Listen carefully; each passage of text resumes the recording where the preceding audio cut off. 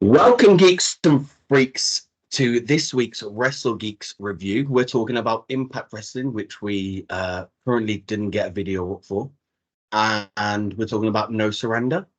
I am the modern day Viking, Jay Scriven, joined by the Geek of Geeks, Trevor Firth. How are you? Pretty good, man. Had a ups and downs week, but other than that, good wrestling this week at least. Yes, yes. So I only caught the first probably 25 minutes of Impact Wrestling this week, um, purely because of life. But do you want to just run through it quickly?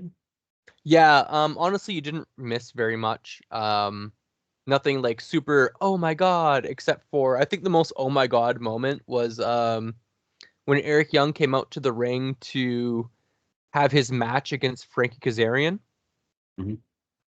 Kazarian's like did the whole like basic heel thing of no, it's gonna be on my terms when I want kind of thing.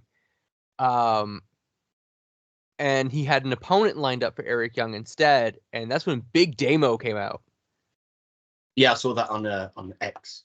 That was a cool surprise. I really like seeing Damo. I love Damo, so that's just really fun. Um, it was a good match. I really enjoyed it. Mhm. And then after the match, of course, he challenged Eric Young challenged Frank Kazarian to a match at No Surrender.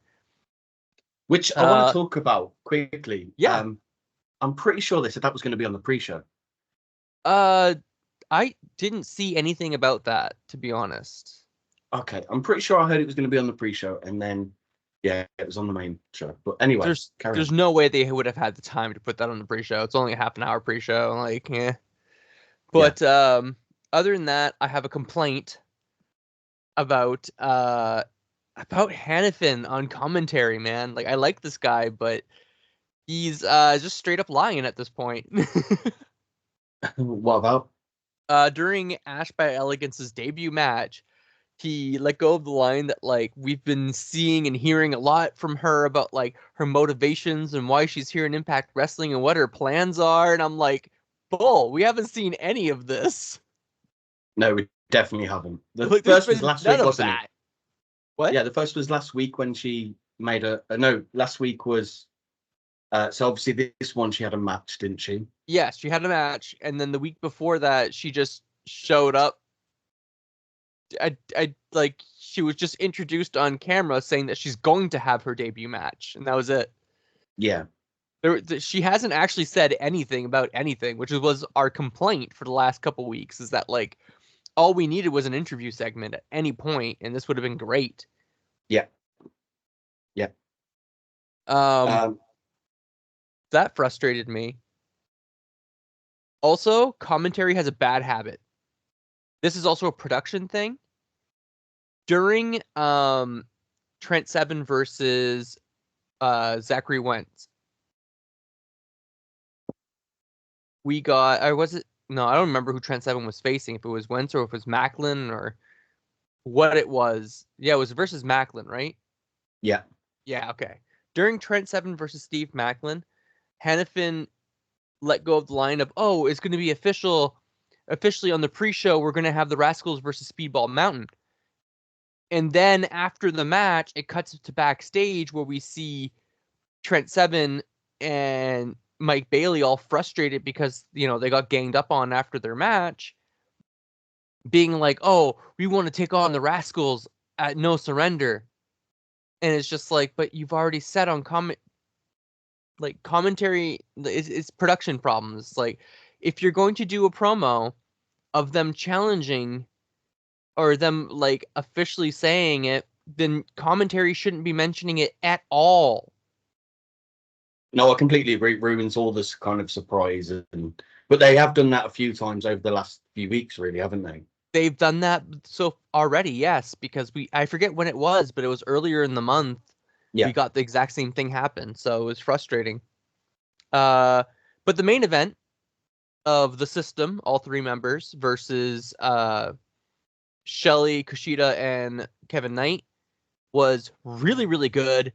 And honestly, man, TNA is pushing Kevin Knight yeah, because he had such a showing. It was insane. He was going toe to toe with Moose for a while. He was taking down Edwards and Myers. Like he was the highlight reel of that match.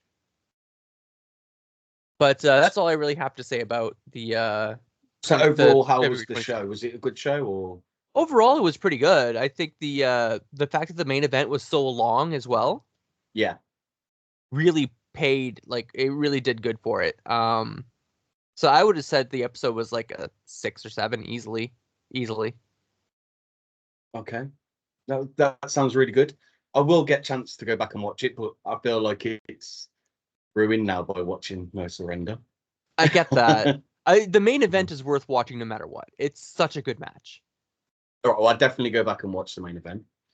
Okay, so we're going to go into No Surrender, but before No Surrender, I saw on X and Facebook Eric Young coming out to talk to the crowd and kind of say his part about change and all of that sort of stuff, really. And it felt very, I don't know the word, very like company orientated. But it felt like the higher ups just kind of sent him out there to say nice things so the crowd didn't chant "We want Scott," because obviously this is the first show in TNA's new history without Scott D'Amore. Yeah. The word I used when I'm not afraid to repeat the word that I used when we talked about it a little bit earlier. It sounded desperate. Yes.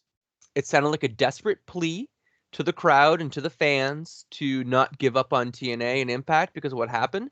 And it didn't, like, there's a way of doing that without it sounding desperate, but it really did sound kind of like a please, please, please, we're going to keep giving this our all. Please, please, please don't tune us out. Like, it sounded depressing. It Yeah, didn't no, I sound agree. uplifting. It felt like he got like sent out there with no script, which was very obvious, but it was like, okay, this is what we want you to say. And with he kept pausing and thinking about how to say stuff and what he wanted to say. And it felt very manufactured by Yeah, the company. Like, it was purely for Anthem and not the TNA fans. I agree. Yeah. I agree. But then we had the pre-show, which started off pretty good.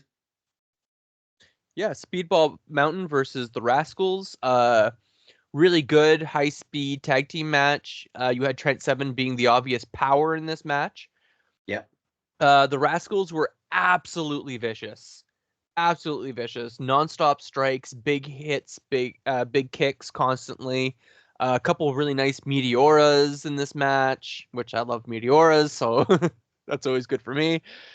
Um, I think one of the best spots, in my opinion, is at some point, uh, Bailey's on the apron.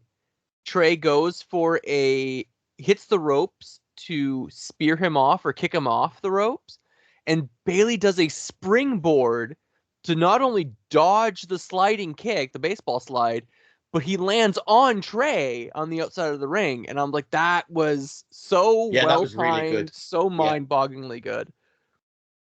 I really like the double full Nelson slams from Trent Seven, where he hits Wentz with a full Nelson and then he hits Trey with a full Nelson onto Wentz. That was just very nicely done as well. Um, Overall, great match, but Macklin runs in at the end, taking out Bailey's knee, which Rascals had been focusing on Bailey's knee the entire match. And because of that, the Rascals were able to get a tap out victory on Speedball Mountain. Yeah. So we'll talk about this later on actually, because it comes up in the main show. But yeah, the pre-show that was quite a good opener, really. Let's face it. Out of like to try and get you to buy the show, it did pretty well. Oh, absolutely. I gave this a 7 out of 10, to be honest. I really liked the match. I thought the storytelling was spot on, exactly what it needed to be. Yeah. Even the run in by Macklin was very minimal. Mm-hmm. Like they Mm-hmm. waited till the very last second for it, and they didn't have Macklin just hanging around the ring. I don't know. I really liked it. I thought it was great. And the other pre-show match we had was the System versus the International Jet Setters. Intergalactic Jet Setters. Intergalactic Jet Setters, yes. Yeah. Again, another great tag team match. Like, I thought this was an amazing night for tag team wrestling, to be honest. Yes.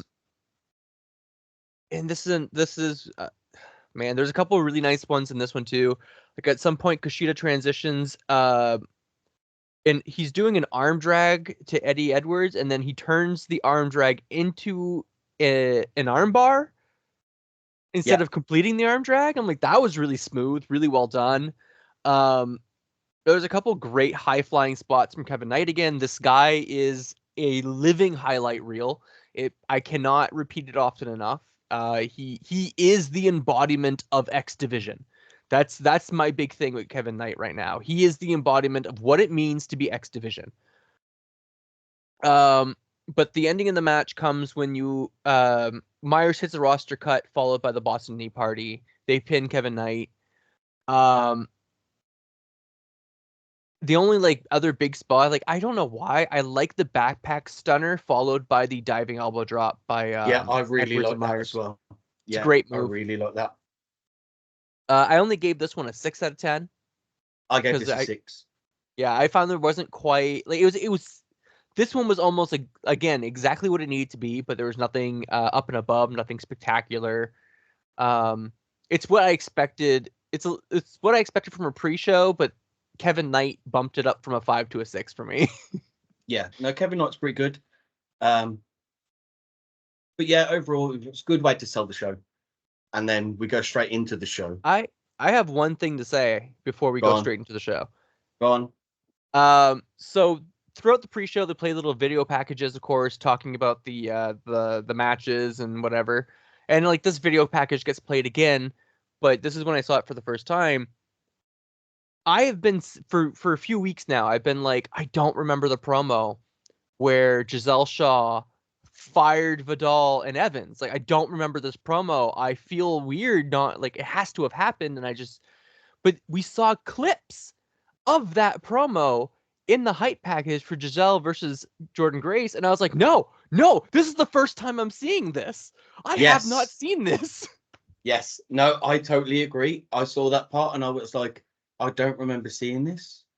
Like, I was going to ask you if it was an Explosion or maybe it was a YouTube thing or a TNA it better thing not or have something. Been. It better not have been.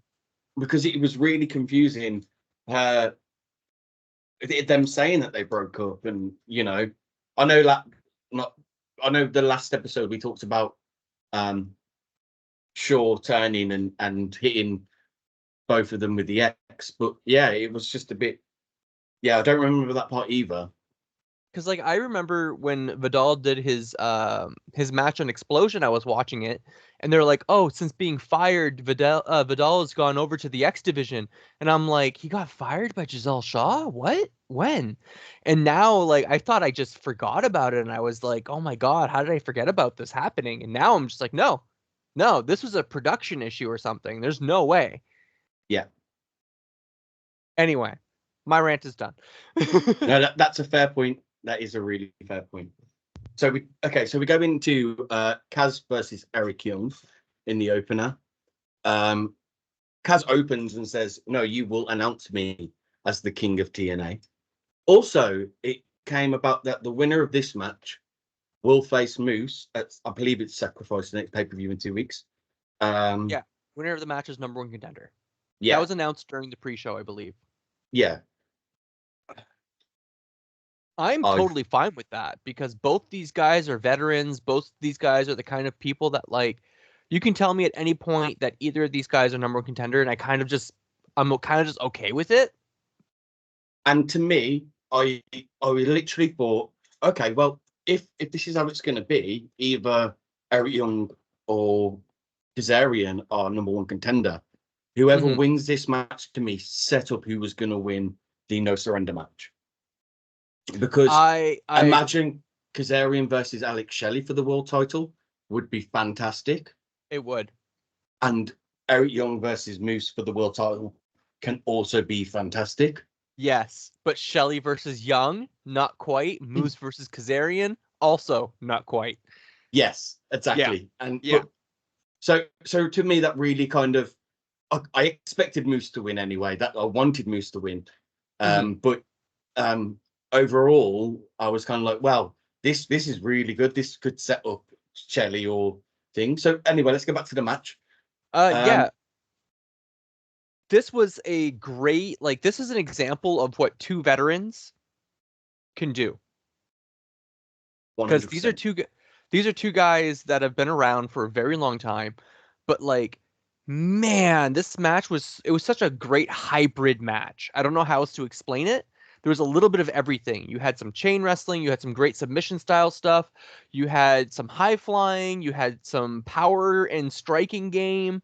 Like, both these guys are great hybrid wrestlers, and they just went all out, showing a little bit of everything. This is the ultimate variety match, if you will. Yes.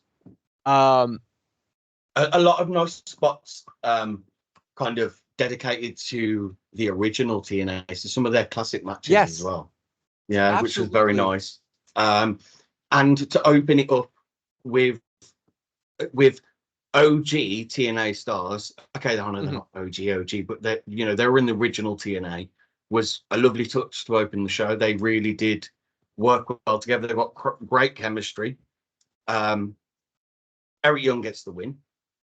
Yes. Kaz starts arguing with the referee really intensely.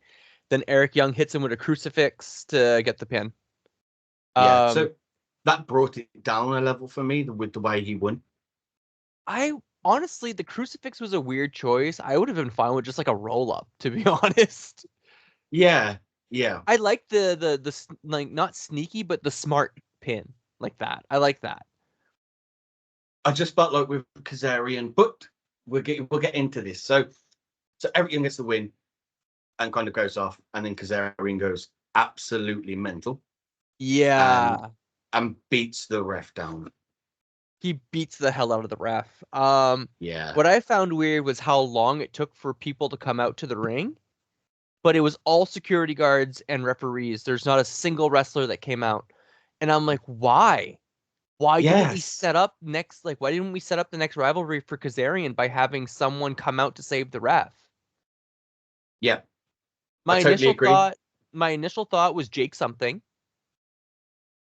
That would have been because, really good as well because but of we know why we're gonna find out later on the night why Jake something isn't the one who made the save.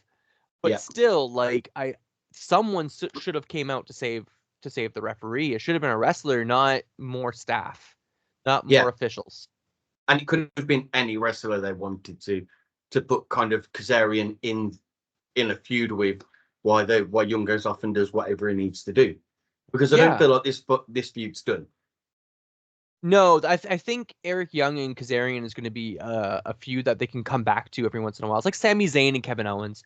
These, you can just keep going back to it over and over and over again, Yeah, and nobody's definitely. really going to complain. Yeah. Overall, I gave this a 6 geeks. I gave it 7. I thought it was an amazing opener.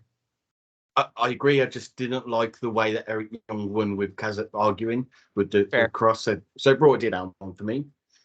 Next, we get Anthem showing that show again that I got really excited about. Thinking it was a wrestler. And I was like, no, this is disappointing. Okay, you're making me want to watch that movie just because of it, though. I'm so going to watch it. Yeah, I Um, probably. Yeah.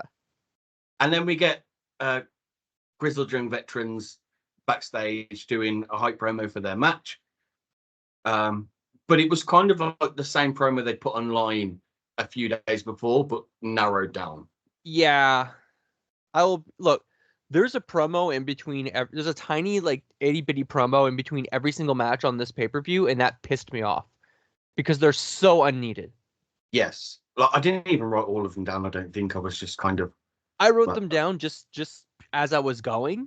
I was just yeah. like making little notes for them, and it's just like they're so pointless. I feel like the only ones we needed were Team Shelly, Hmm. the System one, and the Jake something one. Yeah. I feel like those were the only ones that were actually needed. No, yeah, granted. But literally, this Grizzled Young Veterans was purely to kind of introduce the match, I guess. So it's Grizzled Yeah, Young Veterans versus ABC, the final match of a best of 3 for the World Tag Team TNA Championships. yeah. To me, this was, as a tag team fan, as somebody who loves tag team wrestling above pretty much anything else, this was absolute fire. This was absolutely amazing. The only thing, this is my match of the night, personally. And I think the only thing that could have made this match better would have been a stipulation, which we did mention Yep. on earlier episodes, that like I feel like a stipulation was needed. And they didn't even like, I don't even care really what it was. Like, didn't have to be a ladder match or anything like that per se, but I mean, I feel like something was needed. No, I totally agree. I feel like the stipulation would have taken it to the next level. Yeah. I was really impressed with this match on the night. I think it was coming away after that. I got a bit, well, I couldn't, now thinking back on them, I couldn't differentiate between all 3 of the matches, you know? I I understand what you mean. To me, the third match in a best out of 3 matches should always call back to the first 2 matches a little bit. Yeah. And that's what I feel like this one did really well, with like Ace using the scarf. Um, Yes. I feel like the action they got into the action right away as well. Like, you could tell this was not the first time. They're like, no, let's just pick up where we left off, kind of thing. Yeah. And And I that think was nice. yeah, I think the stipulation to me was needed at this point to set the matches apart. But I do agreed. like the callbacks. It was a good little Um, the diving Doomsday Machine from GYV yeah. was absolutely insane. I did not see that coming. I thought that was just a great spot. Was that the The coast that to coast? No, Gibson Oh has yes, Ace Austin on his outside. shoulders Yes. outside the ring, Yes. and then Drake just does the clothesline. Absolutely great, fantastic, loved it. The coast to coast was also very good. I I was can't just like, believe they why kicked is out of it. yeah, I was like, why is he holding Bay in the lung blower position? And I was like, oh my god. Yeah. Seeing Drake go from one corner to the other was really amazing. Drake has, I feel like he's probably very underrated when it comes to his high flying ability, because like the distance this guy can get is really intense. No, I agree. Um, It was very showing. mhm. I hope they're not done in TNA. I hope so too. I think one of my favorite spots was also like the dual submissions when GYV had both members of ABC locked in submissions, and then they just basically both members of ABC turned the submissions against GYV at the same time. Ace Yeah. just stopping uh Gibson from breaking up the pin that Bay suddenly got Drake into. Very well done. But the finisher of the match was Art of Finesse on both members of the Vets, followed by the fold on Drake. Yeah. Good match. Fantastic match. I'm so glad ABC won. I want them to Yeah. carry on that run, Yes. you know. But So yeah, overall, I think I gave it 9 geeks. I did give it 9 geeks. I said incredible, better than the first two. So I gave it a 9 because literally the only thing that would have made it better would have been a stipulation. Like, they showed restraint by not trying to swerve people, by not like get no interference, no, like, you know what I mean? Like, just let them go and do their thing. It was really yeah, well done. I friggin' loved it. yeah. And then we go backstage, and we've got Macklin and the Rascals have an interaction with Speedball Mountain, and this is what I'm going to call back to now. When I was speaking to earlier, I just don't get it. No, yeah. It was I'm done just with it. I don't get it. Rascalin and Maskell, like the Rascalins and Macklin were just like celebrating. Yeah, And then it shows Bailey and Trent coming in really pissed off, and it just cuts suddenly. yeah. I just don't get it. I am bored with that whole thing. It would have been better if Nick Nemeth was there, I suppose, and I understand maybe that's where they go into a 3-on-3. You know what? I feel like it was weird that Nemeth was not on this show whatsoever. He was over in Japan winning the title, though, wasn't he?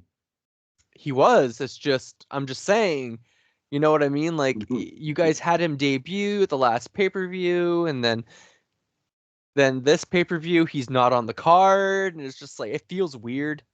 It's just Yeah. like, oh, make people forget about the excitement, if that's what's I'm happening. quite worried about Nick Nemeth and Mustafa Ali, and because obviously they're both working for New Japan. New Japan have a very heavy schedule. How often are we going to get to see them? I know TNA do their take-ins like 4 or 5 weeks ahead sometimes. Like I think this one's 2 weeks, and then we've got a pay-per-view. But yeah, just But, like, I'm a bit worried. well, I mean, like, look, if he wasn't at the pay-per-view, he wasn't going to be at the tapings the day after. Yeah, Most likely. no, Most likely. definitely. So That's another few weeks without him. yeah. I don't think he was been on the last 2 shows either, and they were No, but pre-recorded. they did go to the whole Puerto Rico thing, and he was attacked in Puerto Rico, and he was beat down really hard, and that's why he wasn't there last week. And you know what I mean? Like, they did try to explain it at least, Yeah, which yeah. I'm like, that's something. But anyway, yeah. So next we go into Khan versus PCO. Yes. So this match, go on. You talk about the match first. So it was very, very short match. Started off exactly how I expected it to start off. Khan rushes PCO onto the ramp, kind of thing. They start brawling a little bit. The bell rings. They keep brawling, hitting a couple of big moves on each other. Eventually, Khan gets draped onto the apron. PCO goes for the, I think they call it the de-animator. His big senton move from the Yeah. turnbuckle to the apron. Great name for it. Khan moves out of the way just in time, which, like, that, man, they showed the replay and I cringed a second time. Like, oof. Khan then grabs a chair, beats the shit out of PCO with the chair, causing himself to lose by DQ. So I will say that means PCO won, so I get the point, not you. No, I know. Then he keeps beating on PCO. The bell's constantly ringing, New Japan style, you know, the ding, ding, ding, ding, ding constantly, which causes Khan to go grab the bell keeper and just chuck him twice at ringside. I was like, I really enjoyed that. That was funny. But yeah, then of course PCO gets up. They keep fighting. PCO hits Khan a bunch with the chair. They go all the way up to the ramp. Then Khan hits PCO with a slam on the ramp. I can't believe how old this guy is. Right? The moves he takes too, right? And then the one part that I didn't like, PCO gets zip tied to the tunnel, and then instead of going for the neck snap, Khan grabs a chair, puts it around PCO's head, and does the neck snap with it looks so bad. Does the neck snap pathetic with the chair. It looks so stupid. I'm like, come on. Not even a kid would believe that. It's literally his head's in between the chair. It's not like he twisted the chair or anything. He literally still twisted his head in the chair. You know what I mean? It looked really dumb. It looks really, really dumb. So what I did, so overall I gave this 3 geeks, but I can see where it's leading. Yeah. I gave it a 4. That's fair, you know, because I can see where it was leading. I don't like that the Fatcom won by a DQ. PCO won by DQ. Yeah, PCO won by DQ. I don't like that fact because I wanted Con to win. But what I don't like is Con's neck snap. This could be the most devastating move in TNA. Yeah, he did it to Dina, and Dina was back the next week. Yeah, he done it to PCO. Okay, granted, PCO stayed down for a little bit, and then he did it. But this could have been the most devastating move in there if they'd just played that story right and kept Dina out for a little while. You know, just look, Lucha Underground, when Pentagon used to do the used to break people's arms, like, that was storyline, that he would break their arms and these people would be gone. These people would not be wrestling for the rest of the season, or they'd miss like a whole month or 2 months. You know what I mean? Like, it was a big deal when he did this to people. If I'm not mistaken, Lucha Underground used it as a way of like unceremoniously saying goodbye to certain people who were not coming back. You know what I mean? So Yeah. I didn't that's like yeah. the fact that they haven't utilized this move. But overall, the match is telling a story, and it Yeah. it did its part. The next match they're gonna have is a DQ match, a no Oh, DQ absolutely. match.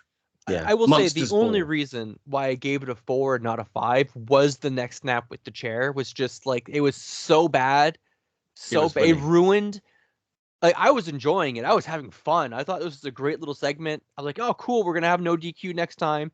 This is a fun little segment, you know. And then they did that, and I was like, oh, that just left a bad taste in my mouth. Like it just ruined most of it for me. Yeah. But overall, again, it did what it needed to do. And then we go backstage, and we've got uh Alex Shelley, Kushida, Kevin Knight, and Chris Sabin. Sabin saying, "You sure you don't need me?" And he's like, "No, we've got this." So the one thing that while I was watching this, I noticed Kevin Knight had a black towel and Kushida had a white towel. So that whole time I'm there going, well, Trevor reckons Knight's going to throw the towel in and turn on Yeah. him. Is that a Yeah. subtle hint? That would have been an amazing subtle hint, but no. I know. Yeah, look, I'm disappointed by how they've ended that match. Let's just leave it at that. So, Yeah. And then we go into Decay versus MK Ultra for the TNA Knockouts Tag Team titles. yeah, this was the worst match of the night for me, by far. Yes. Um, it was not long enough. Mm-hmm. It was about as long as when Decay won the belts. Yeah. um, Masha breaks up the finishing move from Decay. Really well done. But then she just tags herself in and hits the snowplow and they win. And I was just like, that was it? It's done? Why Mm-hmm. did Decay even win the belts in the first place? Like this was I feel so exactly the same. pointless. I feel exactly the same. I didn't understand. There was like when the camera zoomed in on the title, it didn't give them enough time to focus on the title for it to be clear. So Mm-hmm. they zoomed in, it didn't focus, and they changed the thing. Which overall, the whole show, there were so many camera cuts, like during matches and stuff, like Yeah, unnecessarily. And that's not just this match; is the whole show. And I just kind of, it felt a little Kevin Dunnish. Yeah. yeah, and it was just very all over the place. But overall, the match was okay. There was a nice spot with Rosemary and Sasha, I think it is, where they're like rolling. Uh, it's all over Twitter anyway. Like, Oh, yeah, no, it was Killer Kelly where they were Killer going back and Kelly. yeah, they're just Yeah, getting in each other's faces and screaming constantly. It was a yeah, good spot. Yeah, that was fun. That was fun. But yeah. no, it was just really disappointing. I like Decay. I love Rosemary and I love Havoc. MK Ultra are fucking amazing, and it's just They shouldn't have so lost the disappointing. titles to win them back straight away, because this literally means now, because of the what's it called match, the reclaws in the title last thing, that the next match MK Ultra are going to have a Decay. Yeah, it's so stupid. Like the whole thing is just stupid. I don't know how else to even what else to even say. Like Jody threats Luna and Luna, um, Danny Luna came out to make the save. As MK Ultra were beating down on Decay at the end of the match, was like that's just MK Ultra's thing. Yeah, I'm just yeah. cool. I'm cool with that. MK Ultra can just beat the shit out of everybody after their matches. That's fine. But neither of us expected them to lose Decay. No, because it Which, feels stupid. yeah, it does. It really does. It just feels like Uh, the wrong move. Again, I gave this 3 geeks. Um, Purely because of DK losing, and it just didn't make any sense to me to take it off MK Ultra in the first place. Agreed. I gave it 3. Yeah, but this could be change of management. That's why It could be a management changing thing. It could be that Mhm. like maybe Havoc and or Rosemary, one of them's just or both of them are just not on board. God Yeah. knows. We might get the announcement that like one of them's leaving. Yes. Like I was actually kind of surprised to see Macklin on the pre-show because there was a couple of rumors floating around that Macklin wasn't going to be staying with TNA. That's because his contract's up in May, I believe. Yeah, yeah. Yeah. But some people were saying he might not be at No Surrender, so that's why I was just like, oh. When I saw him, I was a little surprised, but you know. Yeah. Did you see what Alex Shelley said about the whole Scott D'Amore leaving? No, I did not. He said, like, coming into this kind of like age now, he's only 40 years old, but he's like one of the veterans in TNA, which is weird for him. But everyone came to him and was kind of like, well, what do we do? What do we do? Because everyone's feeling like it's everyone's grieving because no one expected it, which was really sad. But yeah, so he kind of said, like, you kind of expect it now, when you're doing it long enough, bookers change, but just still support the fans. And Moose went also said in an interview that, like, even though Scott D'Amore was like a coach to him, he understands that, like, Scott D'Amore will still help him when he phones him, basically, which is lovely. Yeah, yeah. Yeah, I don't see D'Amore being the type to be like, no, you work for them, I don't want to help you anymore. Like no, he's not like that. No. I'm still waiting to find out what, because I think it's last night they recorded, didn't they? I believe so, yeah. Yeah, but there was meant to be like a pre-scheduled meeting with like management and talent. So I can't wait to see what was said there. If we even find out. Someone always leaks something. Someone always says something. I know. But Yeah. it's my opinion that in situations like this with so much turmoil and change, the wrestlers should stay silent. Yeah, granted, yeah. Like they should. Like as much as like I would love to know what's going on, let's face it, they should stay silent. It's the smart move. But anyway. So next we go into Moose and the System, talking about the No Surrender match coming up, and Moose telling him, do not throw in that towel. A part that I found really funny in this was when everyone said, trust the system, Moose said, trust in the system. Yes, he did. Okay. Yeah, he went, trust in the system, and then was kind of like, and they all walked off. It was just very funny. Yeah. Again, one of the only two or three promos that were actually needed. Yeah. And then we get Gotch versus Josh Alexander. Yes. I love this story.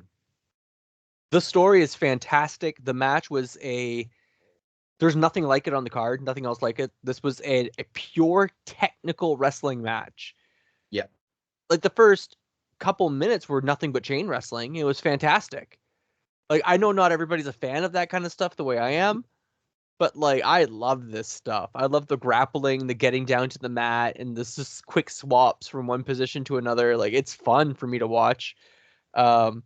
Like when my friends watch UFC and they're just all like, "Oh, get him off the mat." I'm like, "You have no idea how much damage he's doing. Shut up."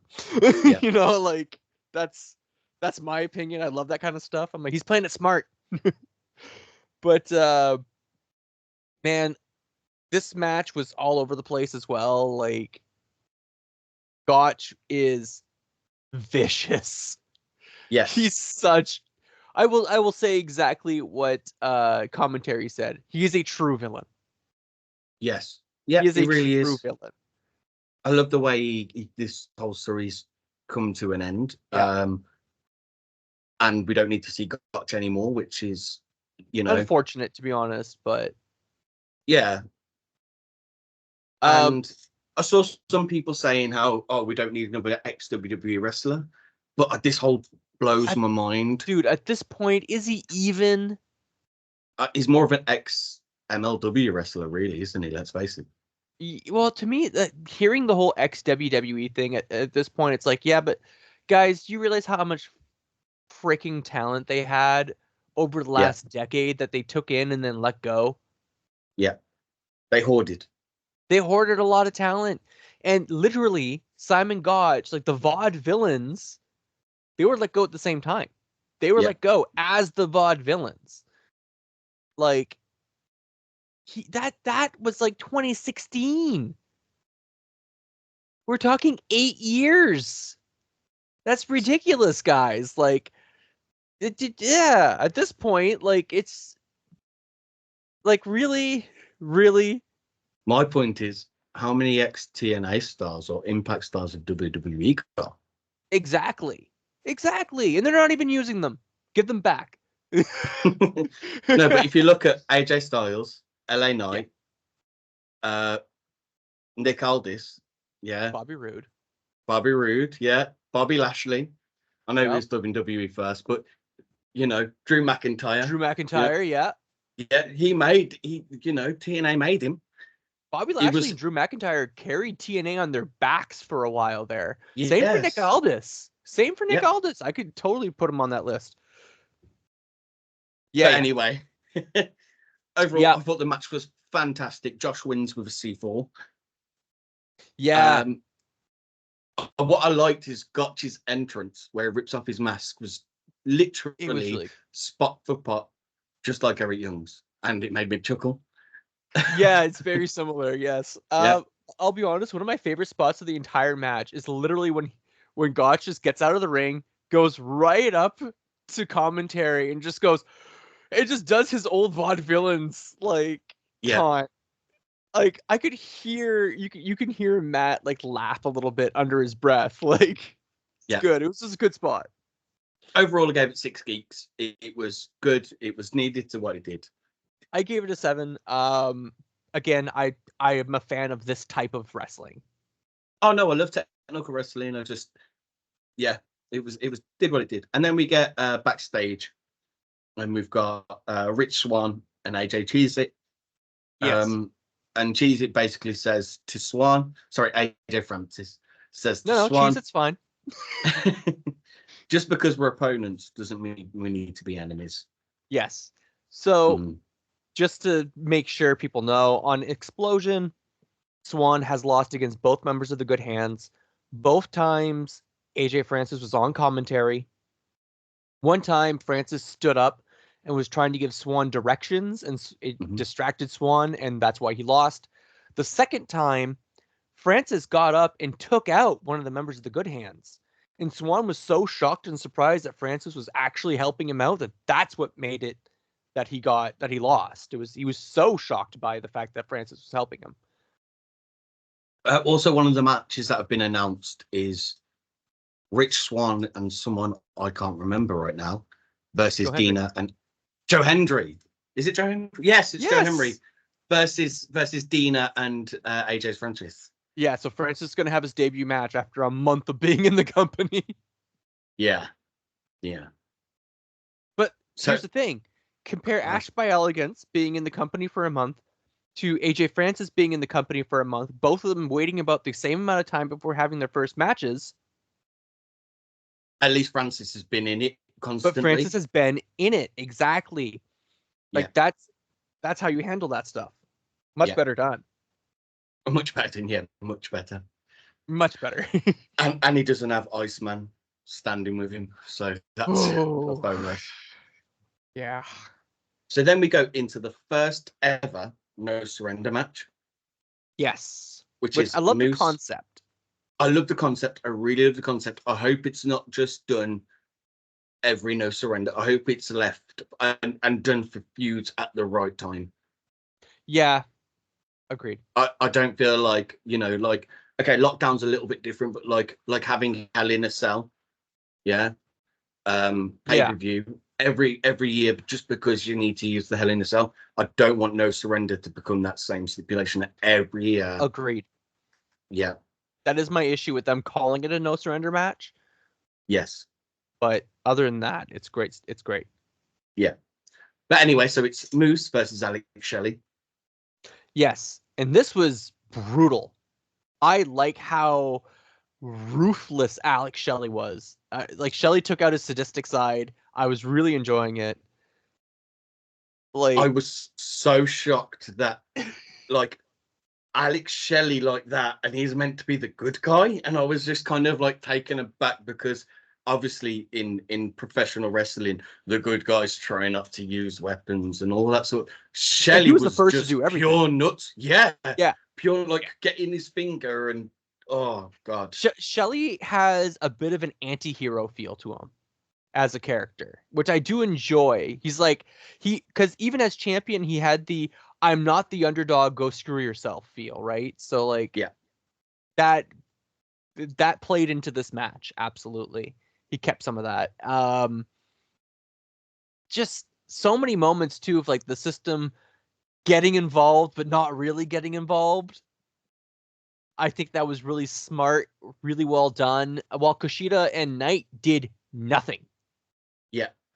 They did nothing for the The vast one majority thing of I the match. found really funny that's not really included with the match, but the woman sat there holding the title looked so bored. And she was on TV so much, and she just looked like honestly, there was no smile, there was no excitement. She just looked bored.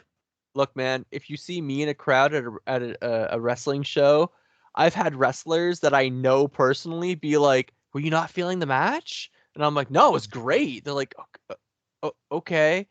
Like I've had people I know have asked me straight up, "Are you not enjoying the show?" People sitting with me in the Yeah. crowd are like, "Are you not enjoying this match? Are you not enjoying the show?" I'm like, "No, it's fantastic." They're like, "Because you look so unhappy right now." I'm like, "No, I'm just focused." Also, this is the first time of the night where we see West Side Gun. No idea who that is. International rap star. And I'm like, I'm Canadian. He's British. Neither one of us know who he is. Never heard of him. Yeah. At one point, I thought he was going to take the towel off Kushida and throw it in, like because they Oh both my stood up God. as Kushida was there. And I was like, I hope this just I no, hope. no, Yeah. and luckily he didn't. Yeah. Thank Um, God. yeah, Myers sold so well. He did. He looked like he was legitimately worried for Moose the entire match. Yeah, and Kushida looked like he was confused the whole match. Yeah, a little bit. Mm. I'll be honest, like Kushida and Knight didn't stand out to me. No, no, Well, they but barely. the system was very much present on cam the entire time. Yeah, There's a lot of great little moments from this match, period. Like, oh man, like I can't even like there's too many great moments. That's the thing, right? Like there is. Myers taking the towel and just chucking it over towards the barricade, pissed off. When he threw that towel for a second, I was like, is he just? Is he just? Oh, and then commentary is straight on it. No, no, no. He didn't. It's got to be thrown Yeah, yeah, of in the ring course. straight away. Yeah. Because I was just like, is he just throwing the towel in? Like, But like he was no. teasing it to Shelly. And what did Shelly do though after Myers did throw it against the barricade? Shelly did let up. He let Ah, up for a second, and then Moose was able to get back up. I didn't catch that. Well, obviously I would have, but like I didn't notice that. Yeah, it's Didn't a little notice that. it's a tiny little detail, but it's such a good Mm, one, you know? Like that's what makes a great match, is the little details like that. yeah. Um Ultimately I am disappointed that Kevin Knight didn't throw in the towel Yes. or didn't throw in the towel for Shelly. Cuz like there's a couple points where like Shelly was dominating and Shelly like Moose looked really rough like in a bad spot. I was just like, come on, do it, Knight, betray him. Um, I but totally agree. ultimately, I loved the spear with the chain around his body. yes. And Yeah, I it's love that. when he was getting ready to he did a spear, then he wrapped a chain around himself and did a second spear, and he was getting ready for a third. Yeah, And that's when he was looking at Kushida and being like, I'm going to keep going. yeah. Like, just if you don't throw in the towel, I'm going to keep doing this to him over and over and over again. Kushida throws in the towel. And then he does the spear anyway. Yes, which is like, yes. The so moves. This should have been the main event to me. Purely Yeah. not just because it's the world title, but because it's the no surrender match. Like Yeah, no this surrender should have match been the at No world. Surrender. I gave this 7 geeks. I enjoyed it thoroughly. I enjoyed seeing the dark side of Alex Shelley come out and just like proper schizo. Yep. Myers is selling. Edwards it was all fun. It was I really enjoyed it, and I like being able to enjoy my matches. Yeah. When Knight and Kushida did eventually get involved, it was like out of nowhere, Kevin Knight just does this huge springboard dive, and it's like, wait, what's going on? I did really like that too. Like, just oh my god, fantastic! I gave it 7 as well. Yeah, I gave it 7.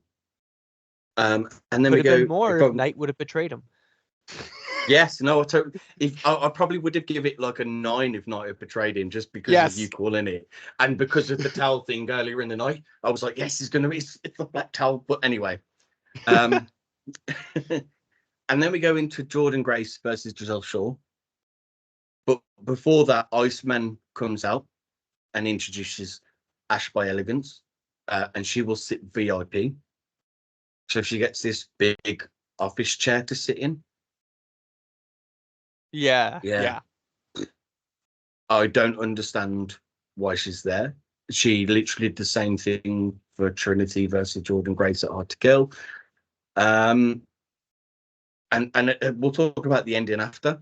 But so this is for the TNA World Knockouts title. Yeah. I love this match. I know you're not the biggest fan of Jordynne Grace. I'm not. But I absolutely love this match. I think Jordynne Grace is fantastic in the ring. I really love her work. I don't blame you. Like, look, I get the appeal. I totally get the appeal. I don't know. I was a big fan before she left for the whole bodybuilding scene, and now that she's back, I feel like it's not the same. I don't know. I don't care for her as much. I can understand that. I'm not going to accuse of anything, but those muscles are really hard to build naturally. Yeah. It's not just that. She's just lost some appeal. I think it's like being off screen and away from wrestling for so long. I just kind of like started focusing on other people as well. Yeah. But yeah, no, somebody, I've had people like I'm watching Impact, and there's a promo going on, and then like there's somebody here, one of my friends or whatever, and they look at the screen and they go, "Oh my god, I thought that was a man talking," and they weren't looking at the screen; they're just going off Jordynne Grace's voice. So, like, I will just say, there's certain things that do that. Yes. But anyway. Yes, and change the jawline. But overall, yeah. I really enjoyed this match. I think Giselle Shaw and Jordynne Grace really absolutely smashed this. I really enjoyed it. I gave this an 8 or a 9. I couldn't decide, so I gave it 8.5. I only gave it a 6. Really? Yeah. Oh no, I really enjoyed this match. Look, the Spanish Fly was sick.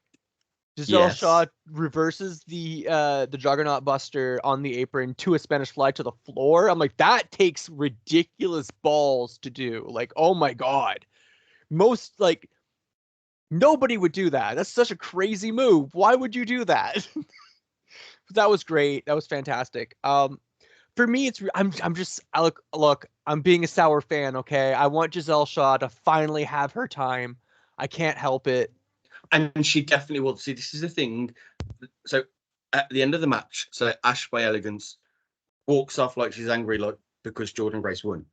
Yeah. And like she was upset, but she was already the champion. What did she want Giselle Shaw? But this is going to set Giselle Shaw. Look, I know what it is. She wanted a glamour versus glamour match. Oh. She wanted Ash by Elegance, the elegant one, versus Giselle Shaw. Because Giselle Shaw is the same, like she just wanted a mirror match. But this is going to give Giselle Shaw time to go away and come back, save Jordynne Grace from Ash by Elegance and turn face. Ash by Elegance will win the knockouts. Ash by Elegance will win the World Knockouts title. And then it will be Giselle Shaw versus Ash by Elegance, and that's how she's going to get her championship, because she deserves that Knockouts title. I want Giselle Shaw to be my queen bitch. Fuck you. No, she can be a face. No! She's gonna No, make do the you know what's save for coming up Jordan next? Grace. You know what's coming up next for Giselle Shaw? What? She's gonna get in Gail Kim's face because she's gonna blame Gail Kim. She's like, "You convinced me to get rid of Vidal. You convinced me to get rid of Evans, and now I'm coming after you." Oh my god, yes. See, my idea is better. No, Keep my her a idea is heel. what's gonna happen. Keep her a heel. Don't even. No, I thoroughly enjoyed the match. I think the back and forth before the driver at the end was absolutely insane too. It really was just like any move at any moment could finish this match. That was really well done. That was probably my favorite part of the match. No, I agree. It Okay. was a fantastic match. I Thinking back, thoroughly enjoyed it. thinking back, being a little less sour, I can probably give it a 7. Okay, And I then was a we little get. sour. I just loved it. And then we get Jake something talking about how this year, 2024, is going to be the year he's taking on the X division. The year He of becomes something. Yeah, the year of something. Something's going to happen anyway. Look, to me, that name is just the joke that keeps on giving, man. It's the one thing about this character that'll never get old. I agree, but I don't want Jake something in the X division. I'm fine with him in the X division for now because Impact is in a weird position where they have a couple guys that are in the main event scene that are like, look, here's the thing. Chris Sabin should not be in the X division anymore because he's getting older. He can't really do that style to the same effectiveness. Nick Nemeth would be someone who'd be amazing in the X division, but at the same time, he's a veteran. He deserves more than that, for lack of a better word. It's one of those things, man, where it's like Impact doesn't have a very deep roster at the moment. Yes. And so Jake Something is kind of in that division out of necessity. I agree. Like I really hate how I can name the fact that there's only 4 men's tag teams. Mm-hmm. And there's only 3 women's tag teams. And one's not even a really team. I think Jody Threats and Daniel Luna are making big strides towards proving that, towards becoming a real team. But they don't have a name yet. I do agree. To me, if you want a good deep tag team division, you need a minimum of 6 teams. Yes. Yep. And look, you can have Mike Bailey and Trent Seven as a team, and then Bailey can compete in the X division. Trent Seven can compete for the heavyweight title, no problem. They did that with Willie Mack and Rich Swann back in the day. They used to do that a lot at some point when Don Callis was still working with the company. That's one of Don Callis' signature things, apparently. That was one of his ideas. Yeah. So you had a lot of tag teams that were singles wrestlers at the same time. So Jake Something put up on X to the Grizzled Young veterans, and basically they called him back and said, "Find yourself a partner, buddy, and we'll face you." Yeah. That it could be Diener. I want it to be Diener. I know you want it to be Diener. You want to see the Dieners come back. I don't want to see the beer drinking Cody Diener come back. I'll be honest. That's fair, but I want him to have one of those matches in the bloody shed. It's not a shed. It's a. I don't even know the word. It was the Diener farm, but I can't think of what the word is for a barn. It's a barn. That's the word, a barn. With all the other Dieners there, the big fat ones and stuff. That was hilarious. I don't know what a barn is. I know what a barn is. We just don't have many of them over here. No, I can imagine. Okay. So then we had. So before we go into the main event, have you got anything else you want to add? No, I just mostly wanted to say why I don't think there should be the main event. Okay, well So before we go into the main event, we had all these highlights of what's coming up. Yeah. Ali was not on the photos once. Nope. I think that's because they were trying to not telegraph that he was going to be winning.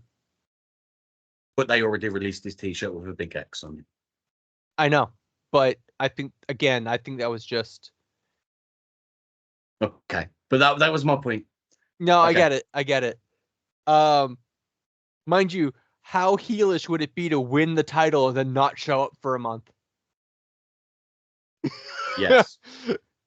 Anyway, so I don't feel like this should be I'm all for the X Division title being the main event of a pay-per-view if the story is there, if there's Yeah. reason for it.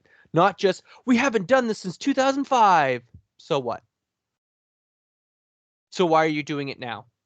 Giselle Shaw versus Jordan Grace could have been the main event. Moose versus Alex Shelley could have been the main event. Yeah. ABC versus Grizzled Young Vets could have been the main event. All Yeah. three of those matches had more precedence, more build, and more reason to be the main event over this. I I love agree. Mustafa Ali. I'm super happy he's here. I'm super happy to see this match. But why? Yeah. No, I agree. I am not happy, and it's purely because of Mustafa Ali, and he said Muhammad It Ali. is. It is Mustafa just Ali because he's being that big of a in it. deal. Yeah. Yeah. But to me, is not that they shouldn't be putting him as a bigger deal over their world champions. Yeah. Agreed. And to me, this match was nowhere near Grizzled Young Veterans, Moose versus Shelley, or Jordan Grace and Giselle Shaw No, I agree. standards. Like, it I was agree. nowhere near. All three of those matches were better matches, Yeah. So which this is the is main event we're on about. This is disappointing. Chris Sabin versus Mustafa Ali for the X Division title. First time the X Division title has been in the main event since 2005, which was Samoa Joe, Christopher Daniels, and AJ AJ Styles, where AJ Styles. Styles Yeah. won. Yeah. Yep. Now I can understand why that main evented, even back Yeah. then. Yeah. But this match to me was they've made it the main event, which they announced just before the show. And Yeah. it was purely because Mustafa Ali has some rep behind him. Chris Sabin did not look happy when the crowd were booing him and cheering Mustafa Ali. Did you see him in the corner just before the match He started? did not. He looked so, and to me that was disrespectful The to. crowd did go back and forth for a while. I will say that. They did, but it was disrespectful to put Chris Sabin in that position. Whereas in the main event against Ali, if that had been earlier in the night, I don't think he would have been upset as he looked. But this is the main event. He knew. Let's face it. He knew he was losing. Yeah, Mm-hmm. and this should have been the opener match to me. I agree with you. Honestly, Sabin, well, first of all, I will say one thing. Ali's music is so grandiose and I loved it.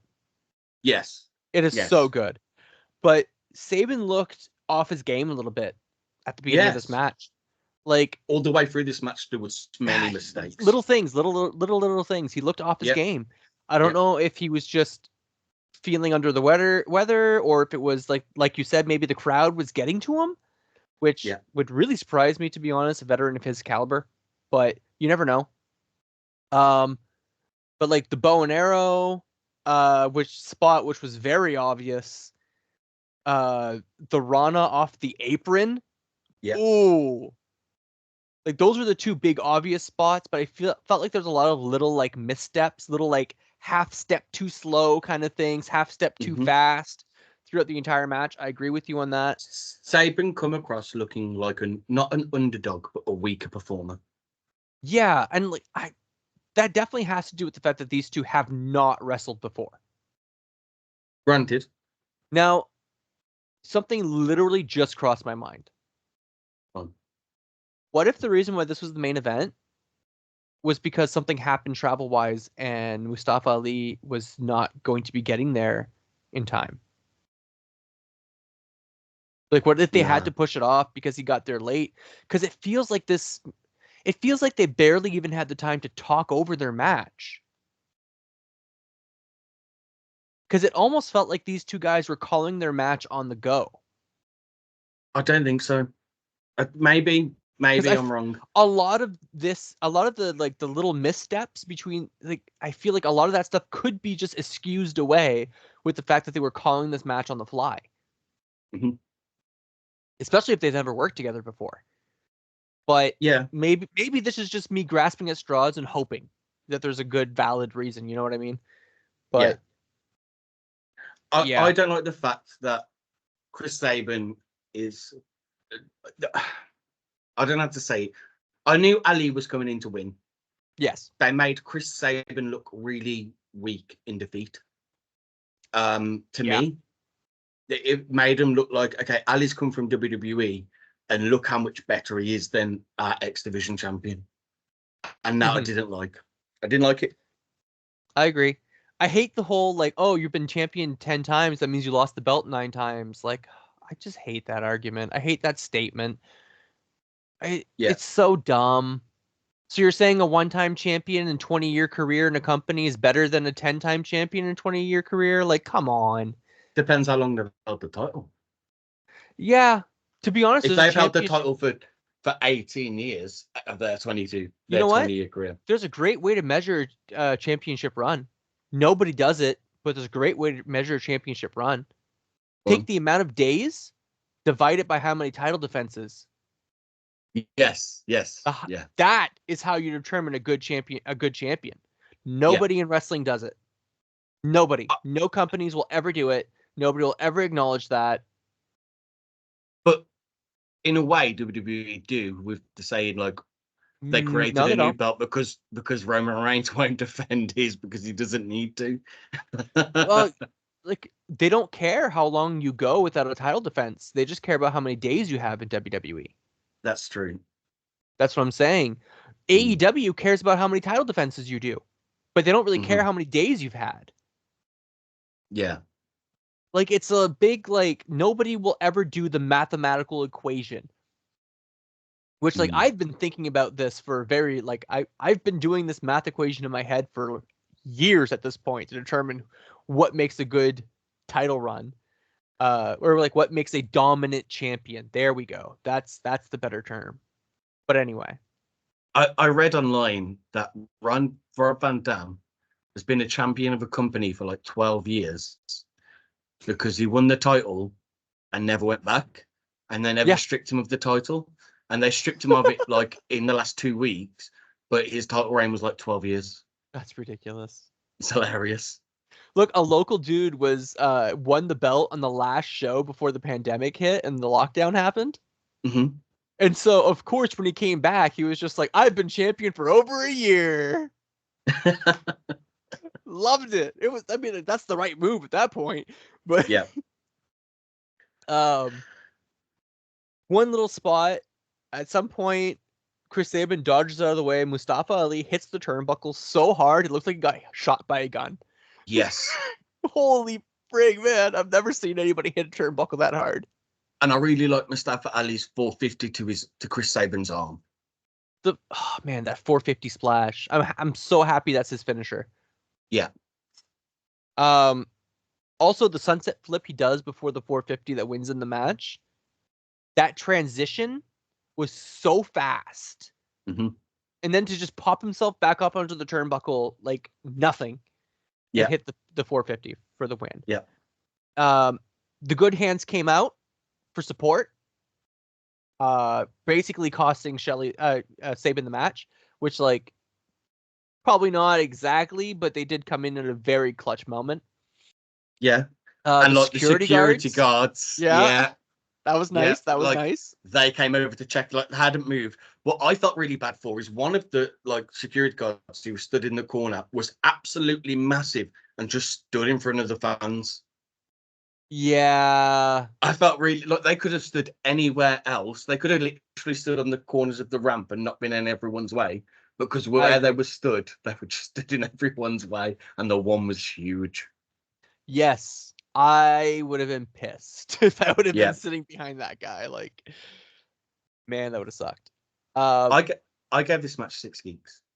I only gave it a 5. Fair. Nothing impressive. That's my thing about it. Literally nothing super impressive. Like, it was just such a run-of-the-mill, like, I hate the fact... I have no problem with the fact that Ali won the X Division title on his debut match. I got no problem with that. I just hate that they made this the main event. I think that's what dragged it down to a 5 for me. No, I can agree with that. I hate the fact that he won this on his debut. Well, they've officially done it to every single title now. Yeah. Every single title has been won by somebody on their debut at this point. So, but I love the fact that he's the first Muslim and Pakistani man to hold the X Division title. yes, of That's great. course. Yeah, That's great. That's fantastic. that's fantastic. But I don't care. I don't care that he hadn't showed up in TNA. I know we got these little skits, but nothing for me. This shouldn't have been the main event. It felt deflating. There was no surprise at the end, and it was very deflating for the end of the show. Agreed. So if we look at the predictions, other than there's two matches that out of the 10 that are being disqualified for the count because we didn't do predictions on them because they were only announced the day before the pay-per-view. Yeah. But if we look at them, I finished at 6 out of 8 and you finished at 5. That is correct. That PCO con thing really is. I can't believe MK Ultra and Decay. I can't believe that. Like, no, same. We both of us got that one wrong because who would have ever thought? I would have bet money on Decay winning that. Like, that's how confident I was in that. But no, overall, good shout out with PCO. You know, well done. I didn't think it was going to be that way, but hey, I'll take a win. That's all that matters. Yeah. Overall, I gave the show a 7 Geeks. Purely because I gave it a 7 because of the Jordan Grace Chazelle Shaw, the Shelley and Moose match. I absolutely loved. It should have main evented, and the Grizzled Jungle Veterans. I literally just totaled up all my ratings, all my results, and then divided it by 10, and it gave me a 6.3. So I just rounded it down to 6. That's fair. I go on how the show made me feel. It could have got. I think if Jordan Grace just had main evented, I probably would have ended it on a higher score because of how I felt after. But just the ending for me, I felt so deflated. I was so let down. Now, interestingly enough, if I count just the first 5 matches, the first half, 7.5. Wow. That's so the first beginning of the show was much better. According to apparently, yes. I'm just going by the math of by my math at this point. But yeah, no. I don't know. The ending really did just deflate the entire show for me a little bit. Like it just left me. I was so disappointed with the ending. There could have been anything right to that end. Yeah, I think because of how like sour I was because of Giselle Shaw not winning as well, like that definitely did not help. It just, I don't know. There was nothing after that. There was not even like a challenger set. Because Saban's going to be the next challenger for the X Division title. I mean, knowing Jake something is going to be challenging right away was just like, okay, well, that's just going to reaffirm that Ali's winning. But it wasn't even in question. Like Ali was going to win this match. We all knew it. Every fan knew it. Everybody knew. Yep. I wouldn't have minded so much him winning if it hadn't been the main event, but it just I don't know. I was let down by the show. We want Scott. I can't believe we didn't hear that once. I can't believe we didn't hear that once from the crowd. I'm surprised. I'm very surprised, to be honest. But I think it's more like just not as many people as what we think. Like, there's a lot of wrestling fans that don't pay attention to what's going on online. You know what I mean? Like, they don't. They paid their tickets, they watch their episodes, but they don't actually go out of their way to learn and watch the YouTube stuff. And at this point, being a casual fan of something means that you just watch it and you enjoy it for what it is. It doesn't necessarily mean that you only tune in from time to time. To me, being a casual fan means that you don't take the time to learn more about it. Like, you know what I mean? Yeah. Like, what's the difference between a casual superhero fan, somebody who only watches the Marvel movies and DC movies, compared to somebody who reads the comics as well as, You know what I mean? Like, does the research. Who knows the backstory? Yeah. Yeah. Yeah. Scott D'Amore offered Anthem $10 million. That's insane. Yeah. And they Anthem have priced it at about $12 million, but they didn't come back with a counter offer. So they just rejected it straight out. But I honestly believe with Scott D'Amore in control of TNA, they had a chance. Now, I'm not saying it was going to be overnight, but they had a chance of building up to be a competitor with AEW and WWE. Not straight away, over time. Yeah, the long story. Yeah. I think with Anthem having it, it's just a product to have to promote other shows, and that's it. They don't care about the longevity of it. They don't care about it being anything else. It's just about rolling it. Yeah. Mm. That's so disappointing. And that's how I feel at the end of this show. Yeah. You just made me sad again. Yeah. Well, that's how the ending of this show made me feel. Oh man. Oh well. I mean, it is what it is. We're this one pay-per-view is not enough to know what the new what's the new era is gonna be like. I just feel so disappointed that we got an era that was a month long, 2 months long. Yes, You know and what it I could mean? have Like, been it's so just disappointing. what really disappointed me is Booker of the Year. Yeah, Booker of the Year went to Triple H. Yeah. I can understand why. He's done a great job turning WWE around. But Booker of the Year to me, with most consistent storylines, most consistent just everything, was Scott D'Amore. Scott D'Amore should have won that. Scott D'Amore got Will Ospreay versus Josh Alexander twice. Yeah. That right there. What Yeah. more do you want? WWE doesn't have Will Ospreay. No one does anymore. Is in Tony Khan's collection of toys. Ugh. Not the same collection of toys Vince McMahon has. Yeah, exactly. It's I don't know. I soured on Tony Khan pretty quickly, I'm not gonna lie, so No, I can understand. No, he had a good couple of years with me enjoying what he was doing. I yeah. think, but I just think he's at the point now where it is purely about collection. You know, he's a mega fanboy. It's really Yeah. what it is. Like, take it as somebody who has booked shows and who has crossed that line from being a fan to being involved. And it's very, very easy to disillusion yourself. Mm.